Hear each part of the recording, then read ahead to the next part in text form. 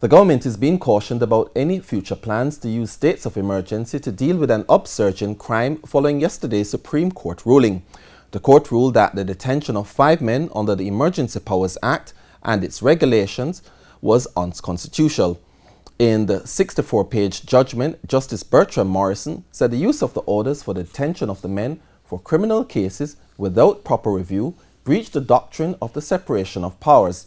John Clark, an attorney who represented one of the 5 detainees, believes that the government will have to review using the legislation to deal with routine crime control or management. Mr. Clark argues that the government should have been more careful because the Constitution is clear on upholding rights and separating the state from the judiciary. Opposition Senator Donna Scott Montley says she's not surprised by the Supreme Court ruling. A state of public emergency is intended to be declared only for a very short period and has been used in circumstances in Jamaica where it clearly depicts that this is the case.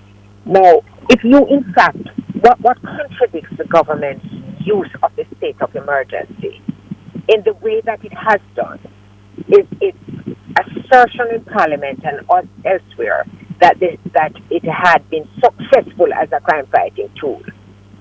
Because if it results in the reduction of crime, then it means that the emergency aspect of it obviously no longer exists.